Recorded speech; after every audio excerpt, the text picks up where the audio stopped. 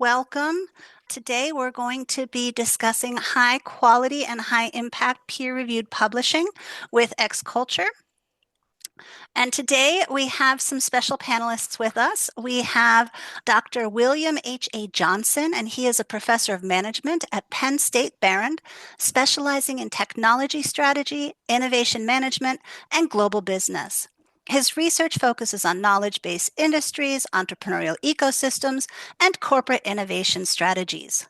With extensive academic and consulting experience, he contributes to both theoretical advancement and practical applications in business management. Next, we have Dr. Mariana Gunkel, who's a professor at the Free University of Bozen-Bolzano in the Faculty of Economics and Management. Her research and teaching interests lie in human resource management, leadership, and cross-cultural management, particularly exploring the impact of culture on organizational behavior and decision-making. She has published extensively on these topics and is actively engaged in international research collaborations. Dr. Daniel Rotig is a professor at Florida Gulf Coast University and an expert in international business, global strategy, and emerging markets. His research examines institutional environments, cross-border mergers and acquisitions, and corporate governance. He has contributed to numerous academic publications and serves as an editor and reviewer for top international business journals. Finally, I probably don't have to introduce him, but I'm going to anyways. We have Dr. Vaz Taras, who is a professor of international business at the University of North Carolina at Greensboro, and he specializes in global virtual teams, cross-cultural management, and international business education. He is the founder of X-Culture, our large-scale experiential learning project that connects students worldwide in collaborative business projects. His work bridges research and practice, enhancing global business education and virtual teamwork effectiveness. I am Wendy Farrell, and I'm going to be the moderator today. So if you'll bear with me, I will be asking our panel members some questions about how to publish well. I would ask that everybody not speaking, please go on mute. If you do have questions, please write them into the chat. And then if we have time at the end, I'll make sure to ask our panel. Very quickly, some housekeeping tips. Oops, not house. Where are you, my friend? Sorry, my thing isn't going forward. Boom. This is a quick note. Our next XRIG will be Friday, the 9th of May, and we will be looking at how to deal with nested data. I'm sure all of you have had the fun experience of how do we deal with the fact that our individuals are nested in teams, who are then nested in cohorts, who are nested in semesters. So using the hierarchical linear modeling or linear mixed effects regression, we can deal with this nested data better. And we'll be talking about what this means and some ideas about how to do this in May. So let me stop sharing for now. That way you'll be able to see our speakers. And before we begin, Vaz, would you like to add a few words of welcome before I start with my first question? Yes, so thank you so much, everyone, for joining this meeting. We have a gigantic reserve of data, and this data harbors and hides hundreds, if not thousands, of groundbreaking studies. The problem is that those of us who are more on the administrative side are so busy preparing and managing the data that we don't have the time to explore all possible research ideas hidden in the data set. And second, to be honest, not only two heads are better than one, but also many of the people at the, in the core team are sort of similar. We kind of teach similar courses, we specialize in similar topics, and we have, as a result, similar ideas. And so some of the ideas that could be tested with X-Culture data, they come up over and over and over again. And so my hope is that the larger group of scholars involved in using these data, like you guys, will help us discover not only more ideas, but also more different ideas. Each of you brings some new perspective, new background, new set of skills. And so this way, hopefully, these data will be put to a better use. So I'm very happy to see so many people come into this meeting. So it's one of those cases where everybody benefits, but also we hopefully benefit the society as a whole by discovering new relationships, discovering what works, what doesn't, informing managers and ourselves what needs to be done and maybe what we should stop doing. So thank you so much for your interest. Thank you so much, Vaz. So my first question is going to go to Mariana Gunkel. What are the unique advantages of using X-Culture data for publishing in top journals, and how can researchers leverage its global and cross-cultural aspects effectively? Thank you, Wendy. Well, and hi to everyone. I'm so happy to see many people that I know. Hi, and thanks for being there. So what are the unique advantages of X-Culture data? That's probably the biggest advantage is what Vas already said. It's a lot of data. So there's a lot of data available that can be used. So that is definitely maybe the largest advantage that there is. But then also that it is possible to examine different levels. So we can examine individuals, we can examine teams, or even aspects of society or the institutions or the institutional framework. So we know things about GDP or the Human Development Index that we can also use in our studies. So we can do multi-level studies, which is also a great advantage. I am just reviewing for a journal a study that uses global virtual teams, and they, in their sample, they have 20 teams. But if you use the X-Culture data, you have hundreds of teams. So I can remember that we've had studies with 300 teams and so on. So the number of observations that we have in the data set is just a lot more than other projects often have, and it allows us to do many things that others are not able to do. And that is also due to the fact that since there are so many countries participating in the X-Culture project, that we can also examine really a broad range of countries. So it is not just a typical one Asian, one European, one American country, but it is just a lot more than we can do, which is really a benefit when it comes to good journals, that you have really a broad range of data. Then also the data is collected in multiple time periods, and this has been really a big advantage in studies that I have been involved in. So it is over a 9-week period. Sometimes it's a little bit longer, 10 to 11 weeks, depends a little bit of the semester. And it is really great if you can observe how things maybe change over this time, but also many journals really check that you don't collect the data at one single point of time, but you actually have different points of time when the data or different variables are collected. So that definitely is a big advantage. Then there are many validated measurement instruments that have been used or are being used in the X-Culture project, and a large number of measures. So that's really also a great advantage. So there are many things that you can study, starting from very simple things that are kind of standard in every semester, such as personality, culture, and so on, but then to conflict resolution, team-related aspects such as team climate, and so on. These are all variables that are in the data set, which makes it very interesting to use that set, and also makes it interesting for journals.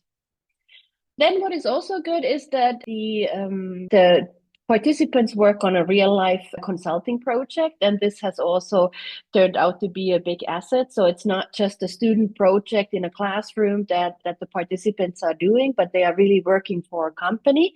And I think this has been also very much appreciated by journal editors and reviewers, that there is really a real-life connection and not just the classroom project that doesn't really have the connection to real life. And maybe also that there's a rather large proportion of working participants. So not only the MBAs, but many also students who are bachelor students, they are working at the same time. So there's also a large proportion of participants who are working, and this is also seen as something very beneficial for the journals. The second part of the question was, what are the global and cross-cultural aspects that can be leveraged? And well, obviously, the biggest aspect is that there is such a big variety of cultures that we have in the study, or nationalities that we have in the project. So you can actually group also people. So you can have, I don't know, the European cluster or the Asian cluster and so on, and that makes it actually quite interesting for many journals, not just to focus on cultures, but maybe also in areas. And given the fact that always culture is or the instrument, there's always an instrument that collects information about culture. It makes it possible to compare cultures with respect to behavior, values, and so on, which makes it also very, very valuable for journals. So not only the small samples, but large samples. And then it's not only about culture that we can examine. We have things such as the time zones or the geographical distance that can also be used in studies. So it's not only focused on culture, but also other aspects of global studies that can be used as variables. Maybe these are the major things that come into my mind. Thank you very much, Mariana. That's very insightful. I'm going to come back to you with another question in a few minutes, but first I'm going to jump over to Vaz. So Vaz, for those working with X-Culture data, how can they ensure their research contributes to broader theoretical conversations while showcasing the data's unique strengths? Yes, so this is a very good question. So one, I would add on the uniqueness of the X-Culture data that teams in general are notoriously difficult to study. When you look at research on teams, and I have seen literally hundreds, if not thousands of studies, almost all of them, 99% of them, are of two types. It's either a professor at large Midwestern university, proverbial had 50 students, split them in 10 teams of 5, so that's a small number of teams, and then ask them to play some sort of a game during a class session. So here it's not only few teams, but also the context is not really workplace, the duration is not like a real project, the incentives are not quite the same. So, but that's probably 80% of all research.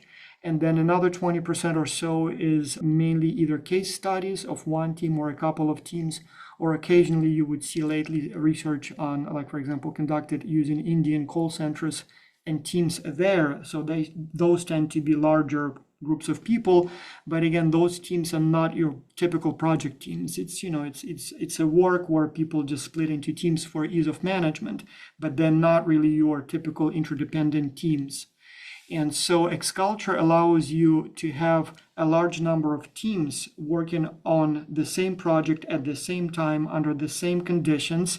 Unlike, for example, in organizations, like even if you were able to, I don't know, become the closest friends with Bill Gates or, I don't know, the CEO of General Motors, they do have thousands of teams in the company, but they all work at different projects, different managers, different timing, so you can't really compare them directly. But also equally importantly, in X-Culture, you can collect data. I don't say unlimited, without any limit, but at least you can do regular surveys, you can maybe do some experiments, whereas in the organizational context, these kinds of manipulations would be interfering with the workflow, and so you wouldn't be able to do it. But then when it comes to theory, I will be honest with you, on the one hand, I'm not a huge fan of our field's obsession with theory. So sometimes we take it too far, and I'm not sure if it's our inferiority complex that we try to compensate for with, pushing for theory or something else, but the field of management is excessively obsessed with theory, but sometimes you actually need theory. And I'll give you two recent examples where actually theory was desperately needed and perhaps was not considered enough as we were collecting data. So one was an interesting idea that came up during the hackathon in Thailand. A group of professors said, hey, let's see if asking students to do icebreaker activities before the project starts will help students' performance. Great idea. So should we do icebreakers or not? And so one question, luckily for us, that came up before we started collecting the data was, but wait a second, what's the theory? Like, what kind of icebreakers do we need to come up with? Like, do we just open any book or anything that we know is fun and just play it and hope that it works? First, how we will explain that to their editors. But second, well, there are hundreds of different icebreakers we can play. Can we maybe select ones that sort of make theoretical sense?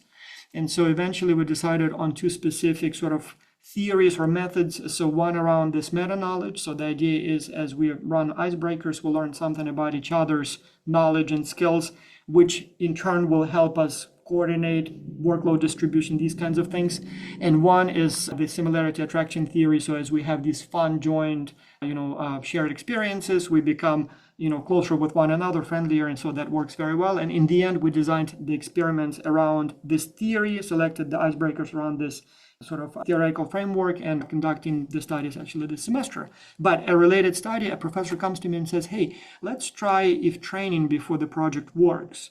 And so great idea. So maybe we should offer a few weeks of training. And he said, maybe my students, maybe your students, maybe somebody else's students want to go through like 4 weeks of training. But then when I asked him, so what kind of training will we provide? I mean, what's the theory? And that's where we stumbled. He's like, well, I don't know, we'll invite some guest speakers. Well, what will they be talking about? Why should it work? Is it just the fact of engaged in some activities? Is it the specific knowledge and skills? So it's very important that when you, I, us, others come and say, let's collect some new data, it actually does make sense to have some theory first.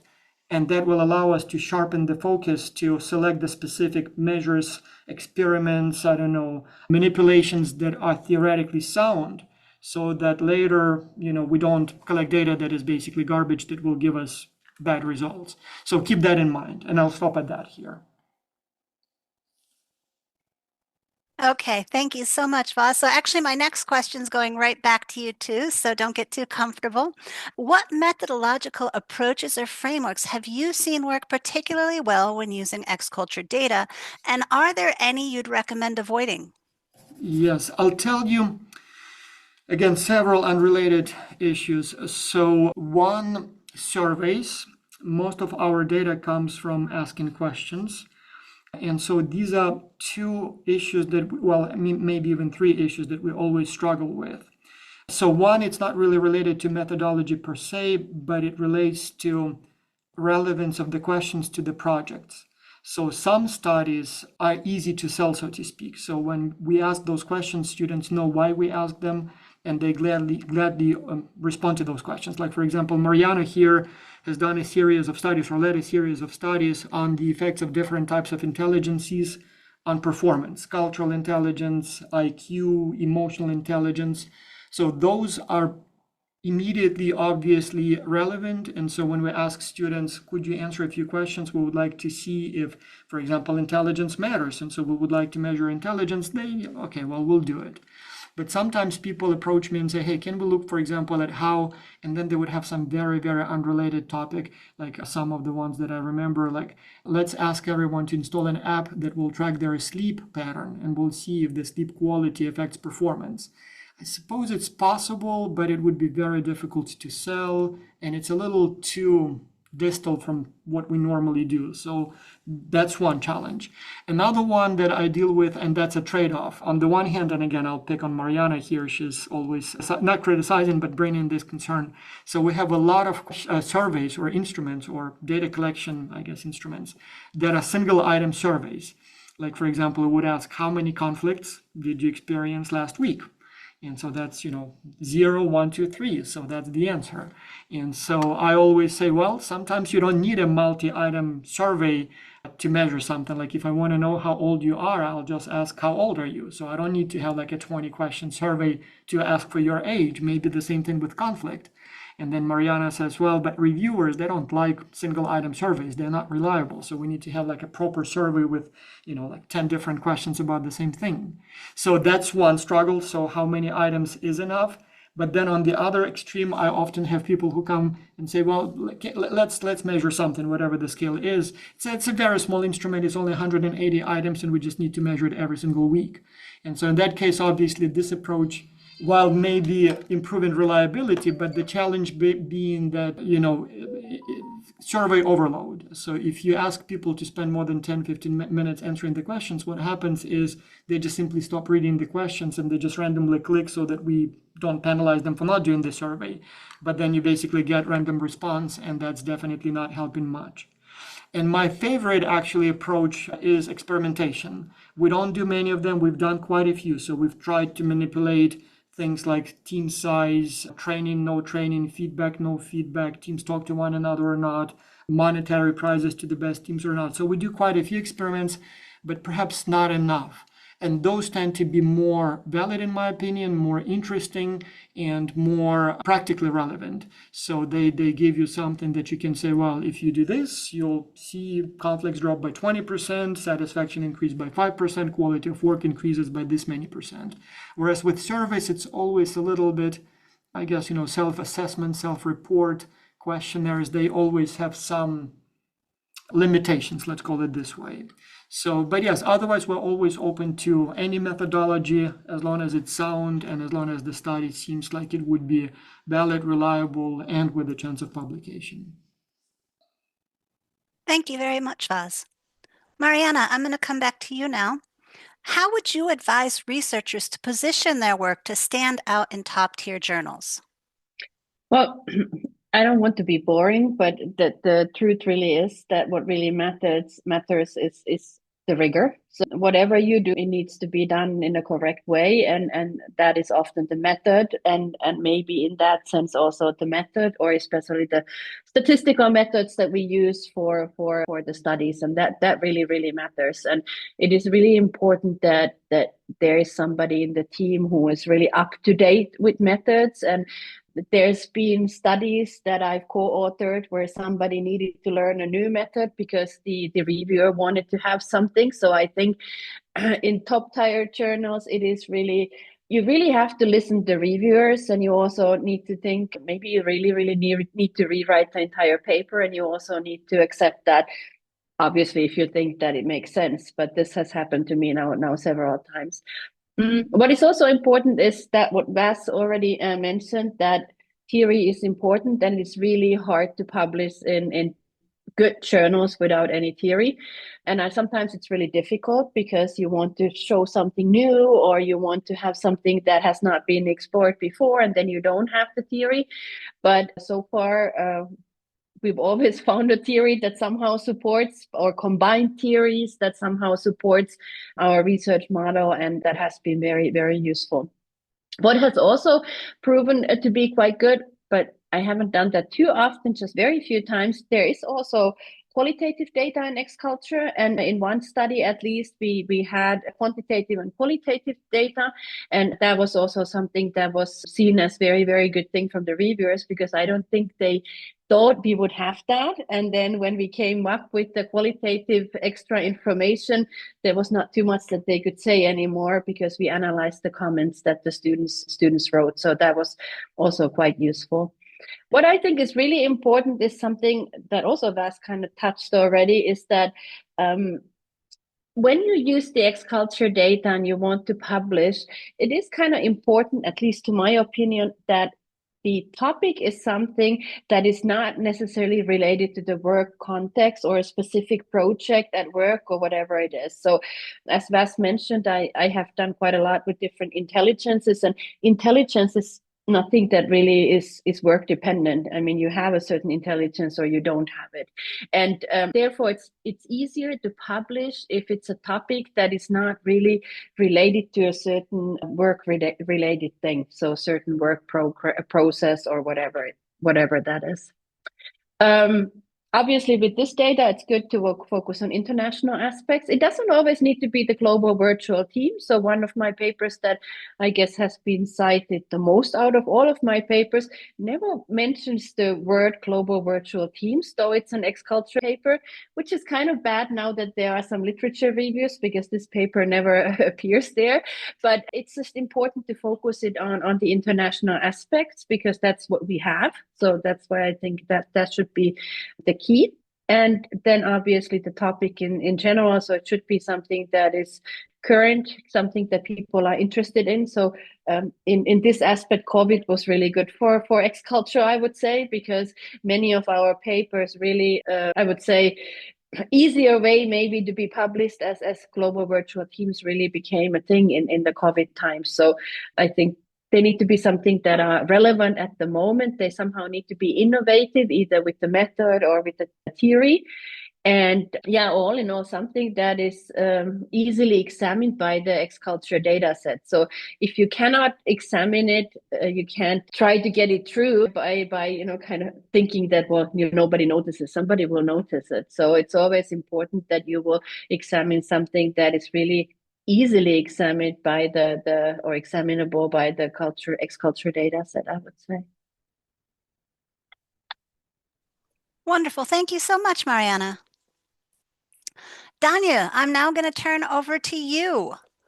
How important is crafting a compelling narrative for your research, and what tips do you have for achieving this?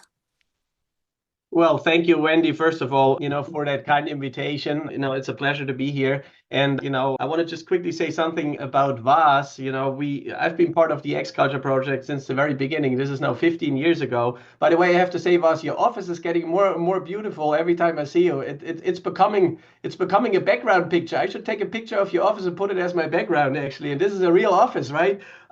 So oftentimes I see VAS, is the brain behind it. And, I have had the pleasure to have been part of this since the very beginning. And oftentimes in life, you see that there's a lot of ideas out there, but a lot of ideas are not realized because of a lack of implementation. People don't know how to implement ideas.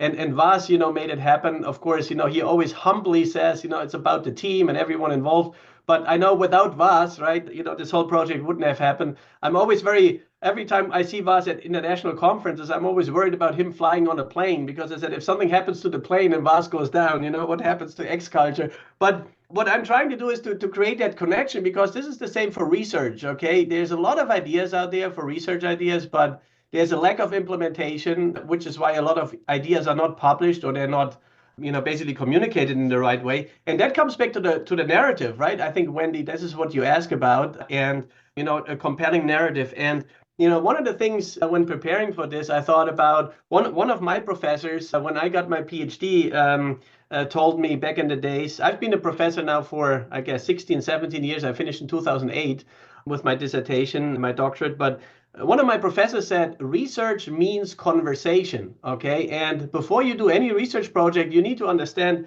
what conversation are you part of, okay? What conversation do you want to contribute to, rather than just randomly, try to use data to get a paper out and you don't even know what the overall implications are for this one.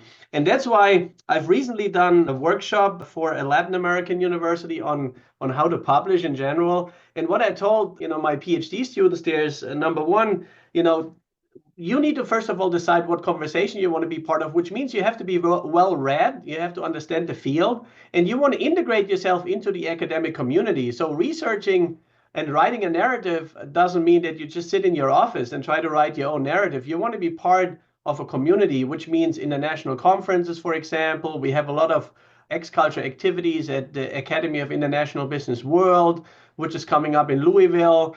We have activities at AIB Southeast USA, so the Southeast USA chapter, which will be on a cruise ship to the Dominican Republic this year. We have X-Culture Symposium. So just being part of a collective, being part of a community of like-minded scholars, gives you an idea about, what conversations are really important, what do people talk about in research, and that will help you to inform your narrative, right, when you write your paper.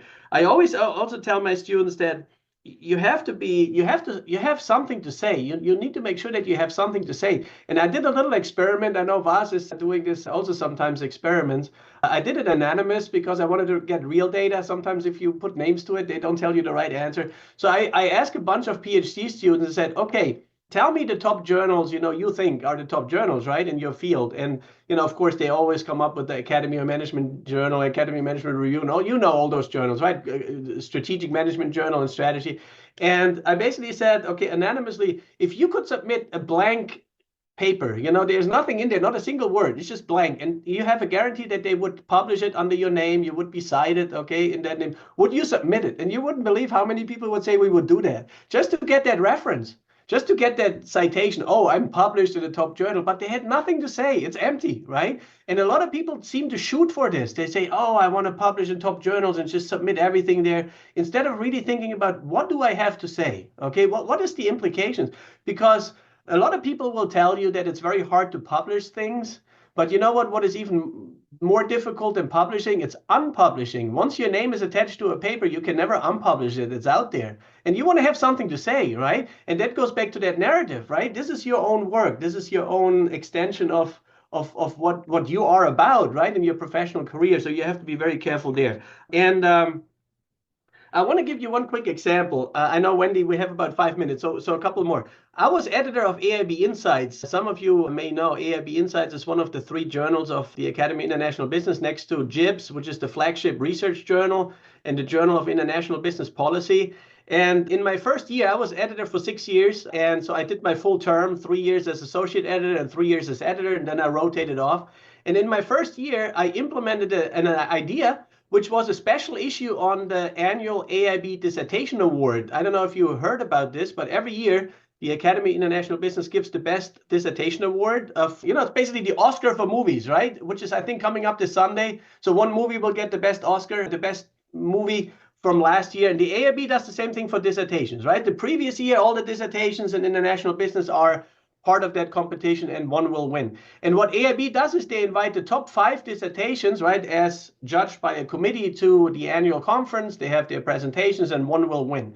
And I was lucky to win this back when I, did my dissertation. So I thought, as editor of Insights, why don't we publish the top 5 dissertations in a short, abstract format, so that, our audience, international business readers, can learn about those great ideas before those dissertations are published? Because it takes a long time, as you know, once you finish a dissertation before you get your first paper out. It might be 2-3 years or longer. And I said, why don't we do that right after that, a couple of months after, so that everyone knows what those are about. And what I said to those candidates, I talked to them in person at the conference, and I said, I'd really like to publish an abstract of your dissertation. Can you summarize your entire dissertation in one sentence, in one question? I want you just to come up with one question which summarizes your entire dissertation. Goes back to the narrative. And they couldn't. You wouldn't believe how many they weren't able to put it in a question that you really understand. And that is oftentimes, I think, the problem we face in research, that we're so focused on the data methods and the theory and the gap in the literature. But if you're being asked, can you summarize what that really means?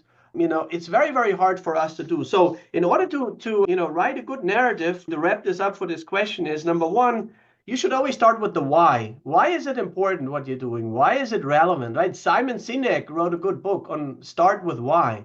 What research problem am I really answering? What are the practical implications, and what conversation is this paper part of? Number two, you need to, think almost like a lawyer. If you ever seen those lawyer movies, think like a lawyer to make an argument to convince a jury. Go step by step, be illustrative, avoid technical jargon, which is confusing the jury. Juries are not experts. You want to just bring them along step by step. This is the conversation, this is the problem, here's why it's important and relevant, and that is what we are doing in order to basically help solving that problem. And narrative is basically a statement of a lawyer, that opening statement to a jury. And there's a lot of those online courses out there, Masterclass, LinkedIn Learning, great courses. I encourage all of you maybe to pick up one of those courses on how to be a good lawyer and how to structure good arguments. That will help you in research. And then you need to, this seems very trivial, but I know we are in the field of international business, and for most of us, English is not the first language. I mean, I was born and raised in Germany, so certainly German is my mother tongue. I had to learn English, and you need to write well. As an editor, sometimes I get papers and I look at that narrative, and there's so many typos and language issues in there.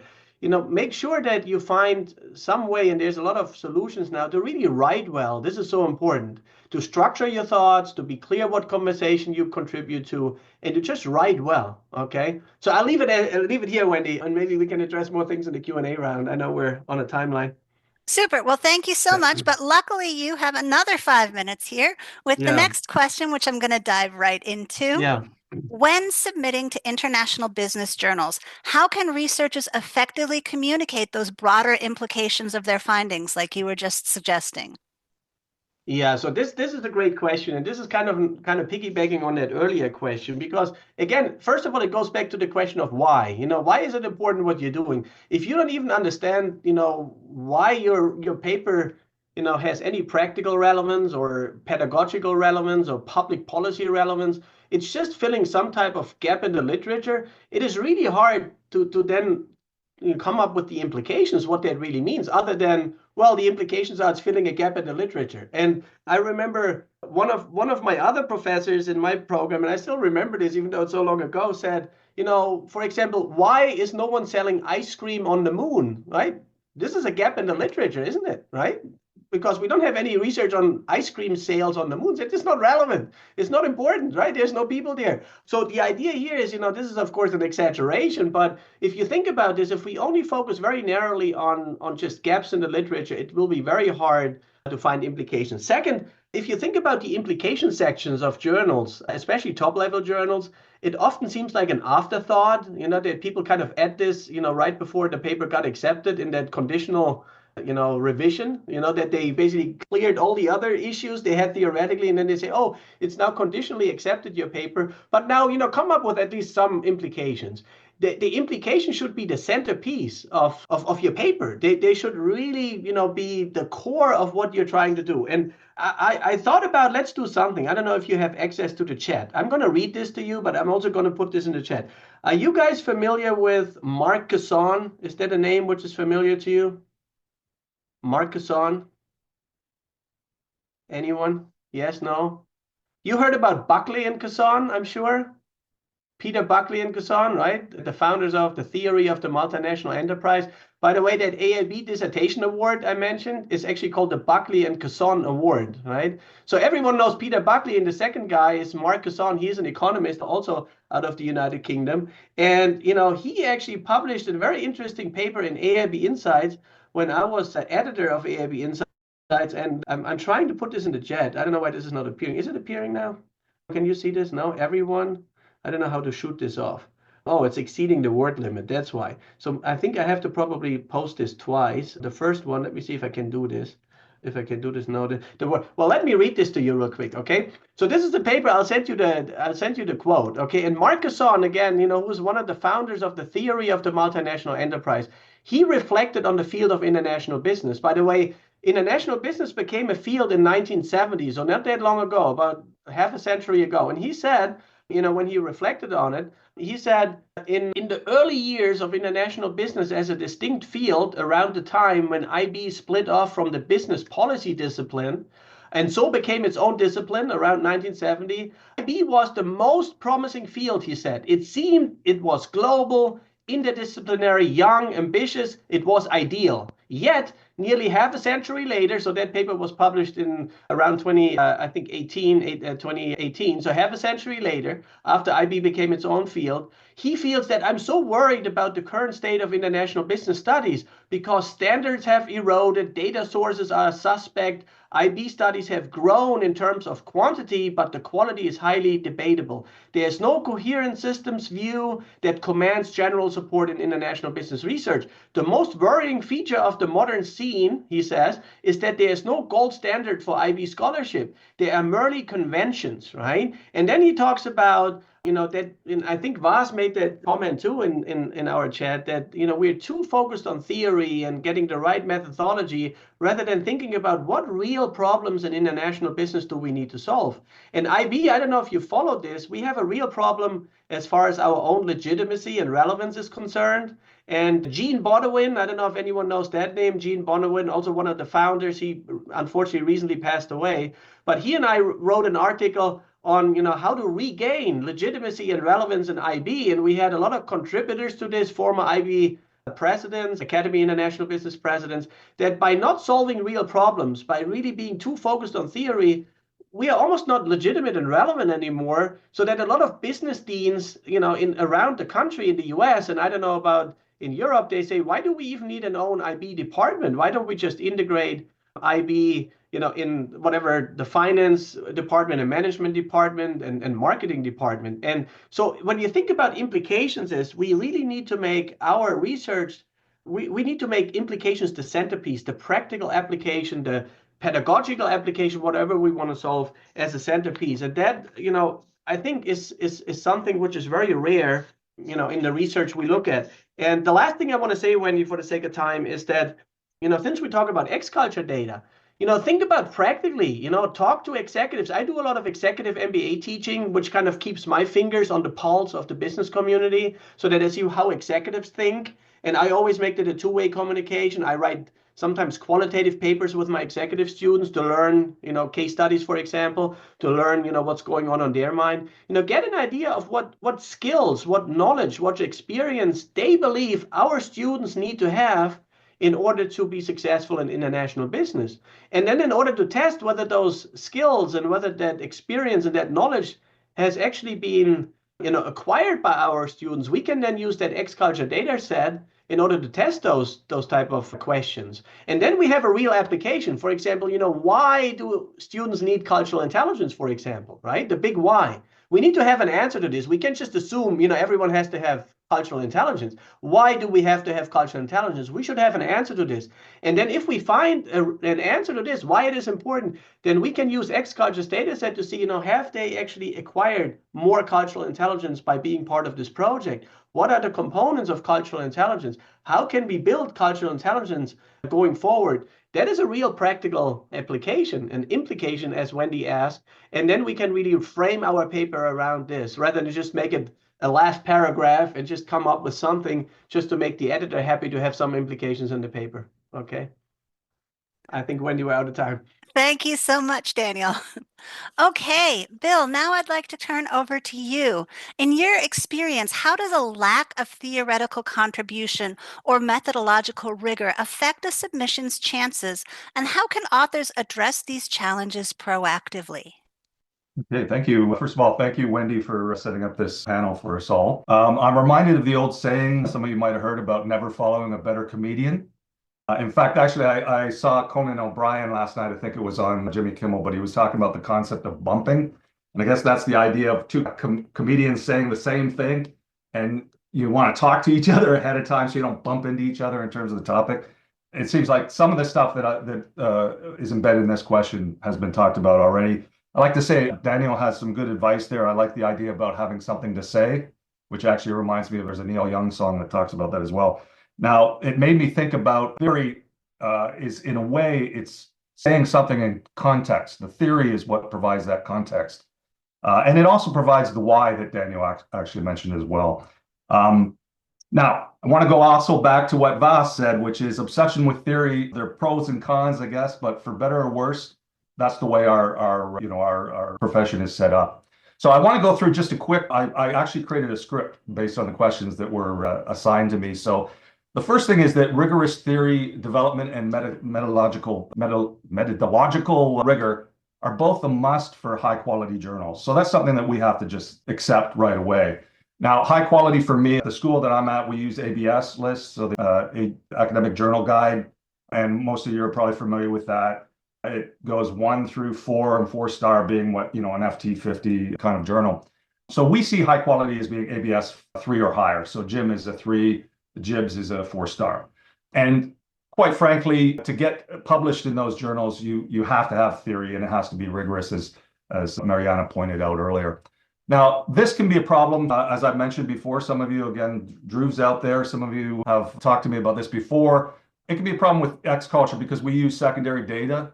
And so sometimes, obviously, the variables have been predetermined. So what often happens is you take the analysis, you get the data, you analyze it, and then you work theory to the analysis.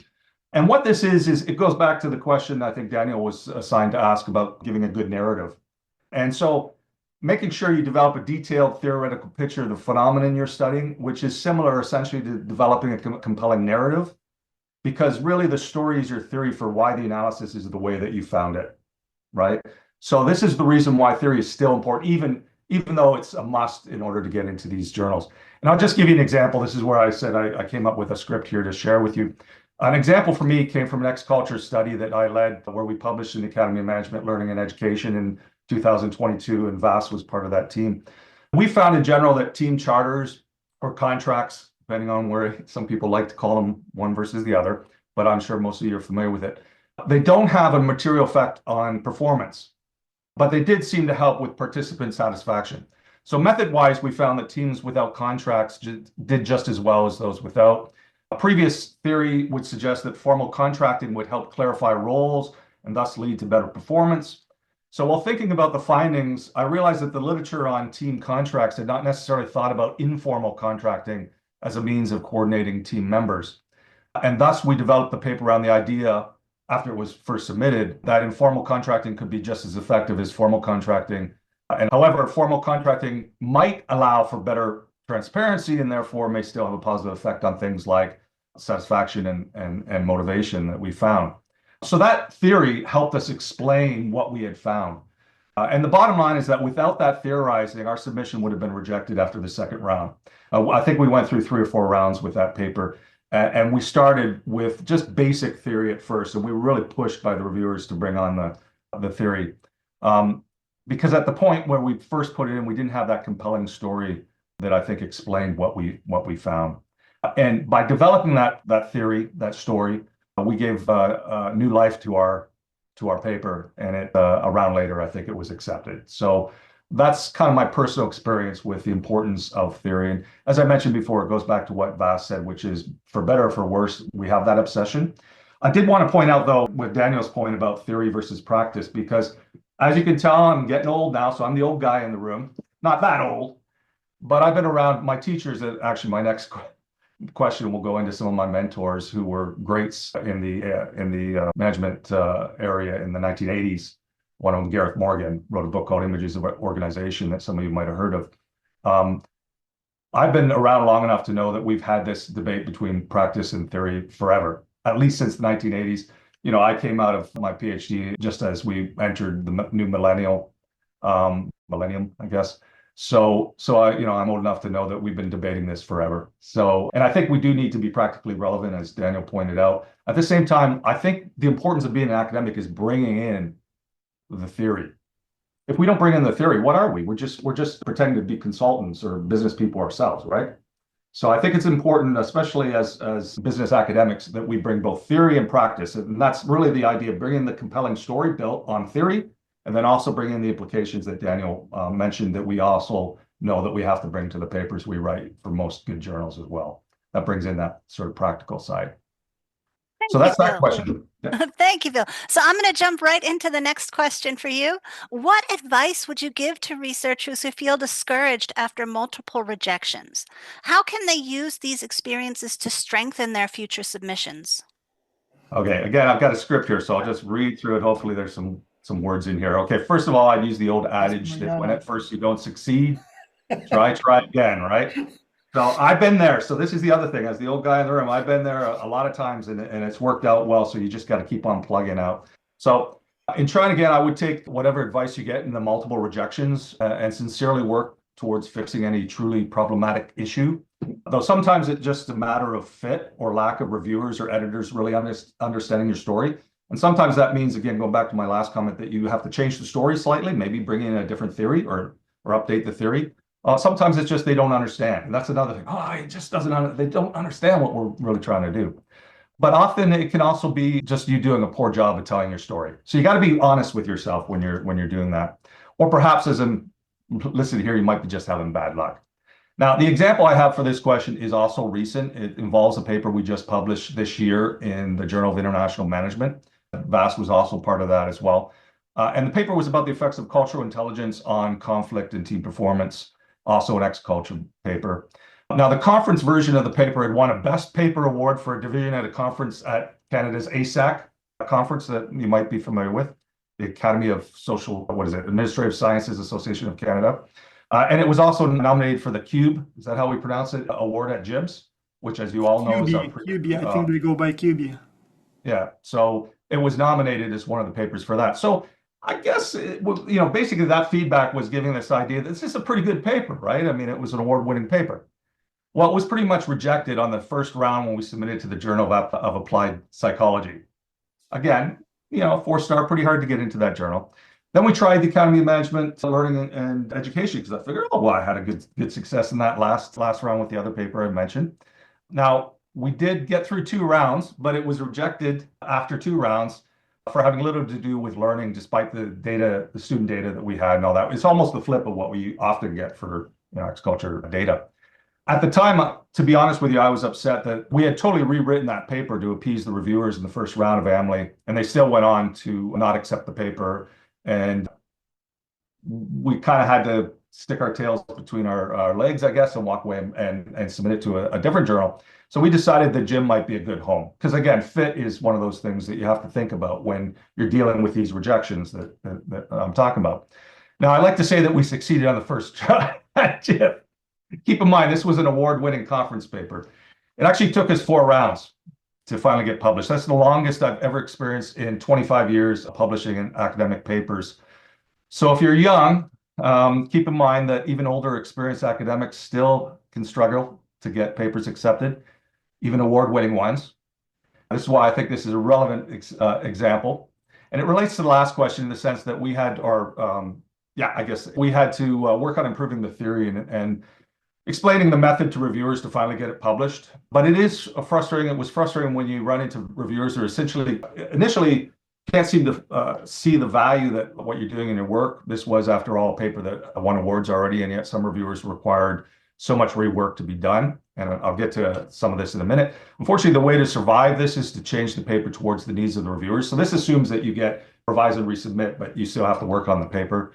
And that's why I would recommend and strengthen the papers for future submissions. Once you do this, once you do find receptive reviewers, you need to take every advice that they give you at hand. Either change the paper for the comment or make a strong argument for why your original position should stand. I mentioned Gareth Morgan. The great Gareth Morgan was a mentor of mine. I was an RA for him at my alma mater. He wrote that popular book called Images of Organization in the 80s. He once told me one way to respond during a defense of your research to critics who offer a different research position is to say, that's really interesting, but let me show you what I did, right? And this is the idea that, quite often people will see their own position in your work and may not appreciate your own unique or potentially correct position, right? Because everybody has a different way to look at things.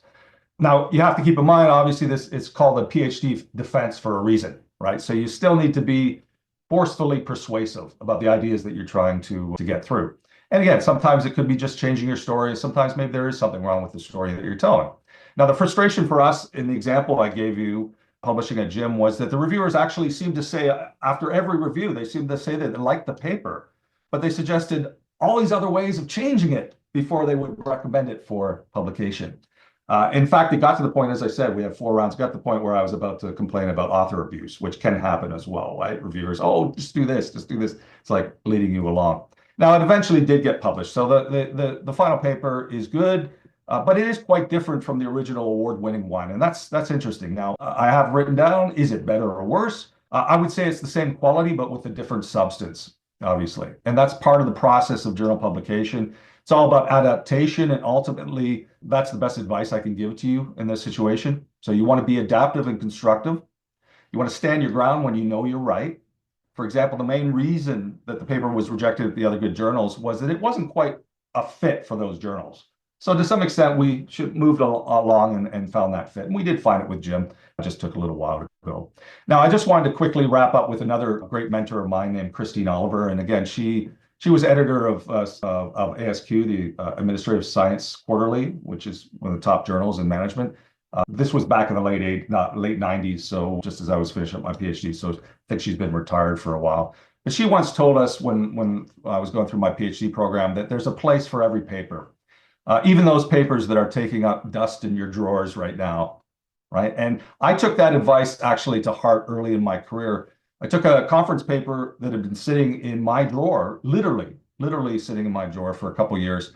I submitted to the Journal of Intellectual Capital because I was doing a lot of knowledge management, intellectual capital stuff back then. And lo and behold, it actually won an award at that journal. Now, this is a paper that almost didn't get anywhere because I didn't take the initiative to actually publish it.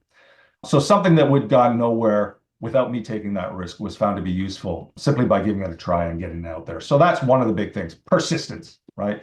Just keep on doing that. So if you believe what you're doing, keep working, never give up, and you will succeed. Thank you so much, Bill. Thank you.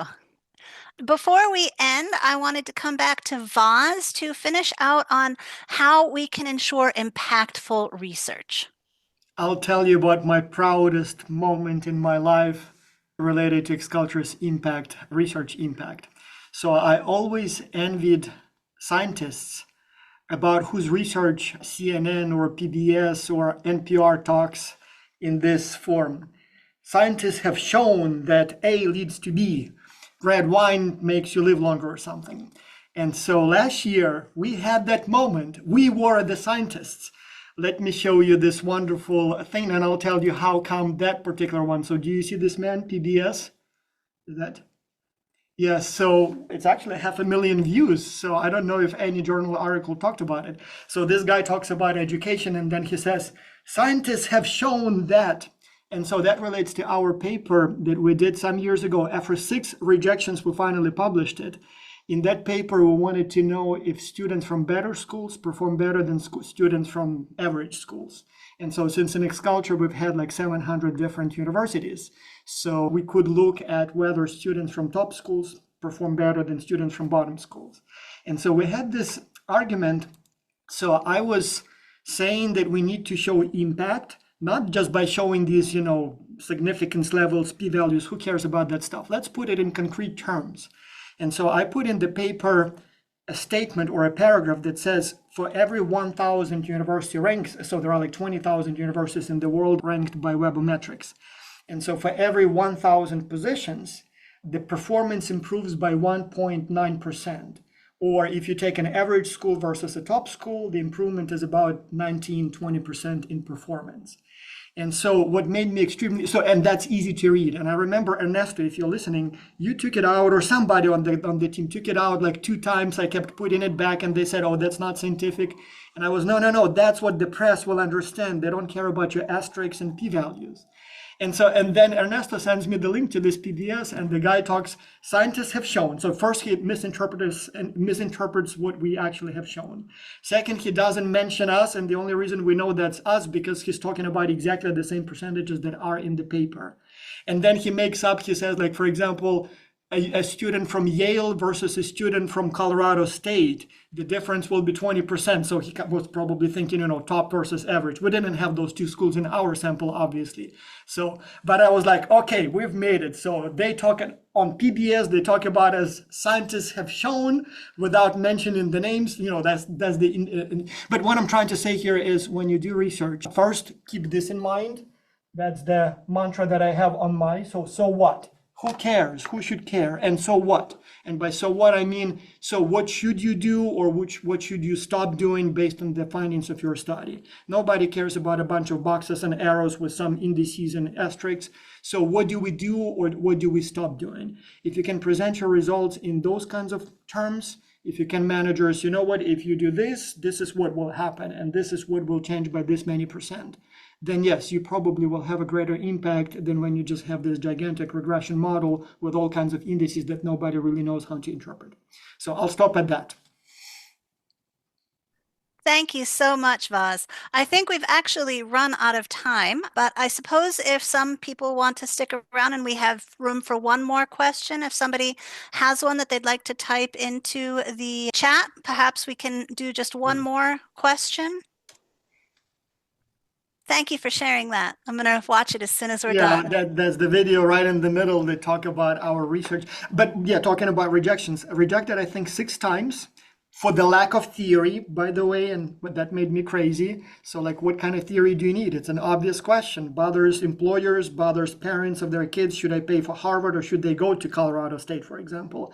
So bothers everyone.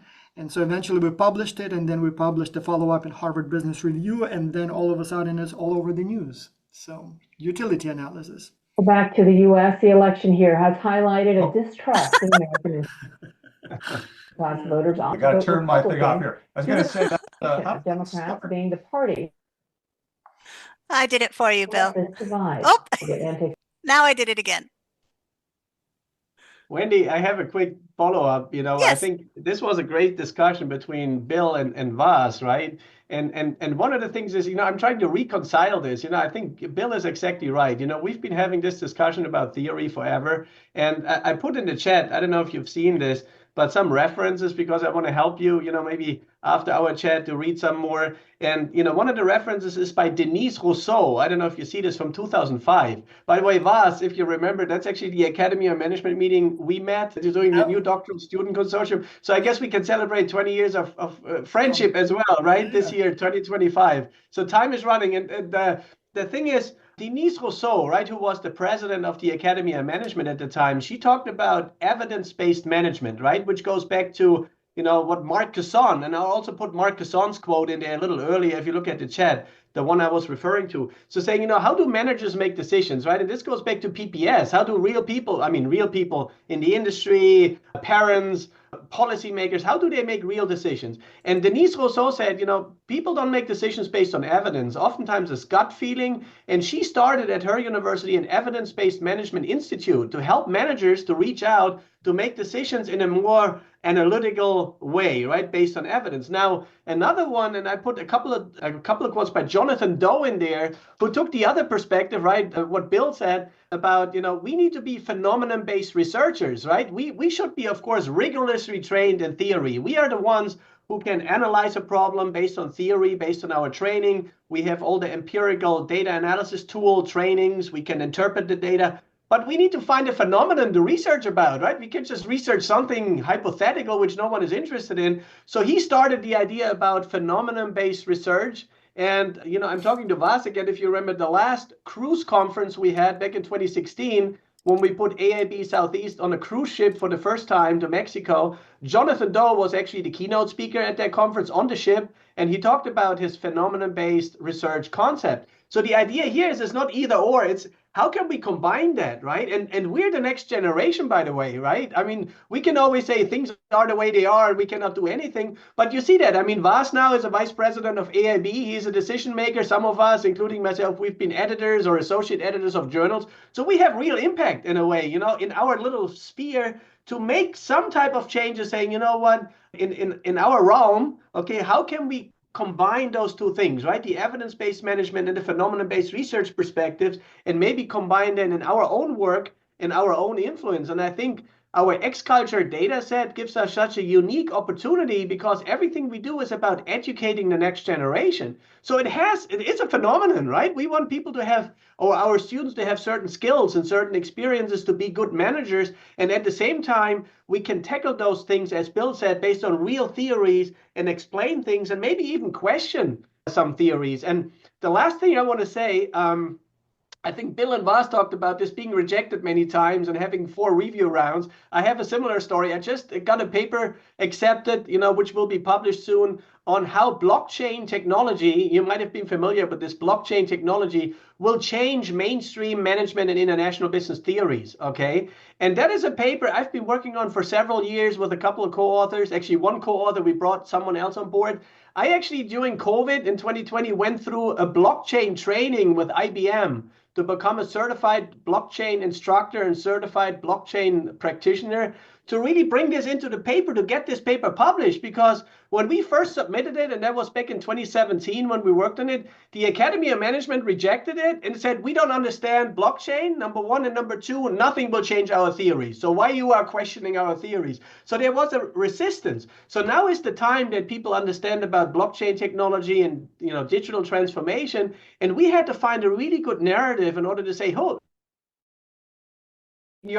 your theory is out. We're just saying, there needs to be an adjustment based on, blockchain technology. And I don't want to get into details, but a lot of theories talk about intermediation, right? That you need agents in the middle, and blockchain is disintermediating transactions. So what Adam Smith talked about back in 1776, to have a more free market, to bring consumers and manufacturers together, those things. So we talked about this and we finally got that accepted. Bill, also 4 review rounds. And, I don't know how many years, 2017, you do the math, 8 years to get this paper published. So it's also about persistence, right? You got to be persistent if you really believe you have something to say, which we believed we had. And finally, we got this paper out in 2025. So it is about, I think, combining practical, which we believe is really relevant, really important, and then also, that we tackle it in a rigorous academic way. And the very last thing I want to say, there's an article from 1971. I also put it in the chat, and I'm sure some of you are familiar with it. It's by Murray Davis, and the article is titled, "That's Interesting," right? Towards a phenomenology of sociology and sociology of phenomenology. Oh, yeah, this is my English, my second language. I don't know how to pronounce those words. But anyway, you can read him. And what he basically talks about is sometimes you turn things around. You think A leads to B, but maybe B leads to A, for example, right? You look at things from a completely different perspective. I think that is what we can do as academics, right? To think more conceptually. But whatever we talk about should be some phenomena, practitioners or policymakers or educators or parents, in the case of VAS, should be interested in order to solve those problems, right? So this is, I think, one of the readings I encourage you to read. And whenever I have a chance to interact with PhD students, I have them read it, because we're the next generation. So hopefully we can make our contribution to change those things, right? Rather than have another 20 years of that discussion. So I anyway. just wanted to add on to Daniel's comments too. Some of you might be familiar with Thomas Kuhn's The Structure of, Structure of Scientific Revolutions. Scientific, right? And that's kind of the same thing, going back to the idea that maybe you're right and all the other reviewers are wrong because they're just not ready for your idea. That's hard though, because again, you have to again be persistent and also fight against structural, because that's the whole point of that book, right? Which I think was from the 70s. But anyway, change things up, that kind of stuff. Yeah, that's good, Bill. We actually mentioned this book, in our first version, and that, that we're trying to look at, one of the revolution. And, the problem is, you're right, people are not ready. And no one understood what blockchain was at the time, right? They thought it was Bitcoin, which of course it's not. So they're like, what are you talking about? But you're exactly correct. There's a lot of resistance in our field. And also our reviewers, if you think about this, they are basically trained just to look for theory in those papers rather than look for practical implications. So it's a systematic change in a way we need, right? And probably we cannot change the whole system, but in our small area where we work, maybe at least go a step toward that. And I know Jonathan Doe, Denise Rousseau, and Mark Casson, and Jean Bodewin, and there's a lot of big people in the field who are trying to encourage that as well. So, no, I think it's a great discussion. Yep. Well, thank you very much, Bill, Mariana, Daniel, and we will close the session. I suppose if everybody has a little bit longer and wants to hang out, fine, but otherwise we'll end the recording and we'll end the session. So everybody who came today, thank you so very much. It was wonderful having you. We are recording, so Vaz will be posting this on his YouTube channel for XCulture, so you'll be On able to. XCulture's YouTube channel, yes. Yes, so thank you. Yeah, and thank you, Wendy, for organizing. And for ordering for us these wonderful polo shirts at the last research hackathon. The next one is in Copenhagen. Please join us. Or if you prefer Finland, it will be also in August in Finland. So hopefully one of the other or the other you will join. Thank you. Bye. Bye, everybody. Thank you. Thank you, Wendy. Thank you. Bye, Bye. everyone.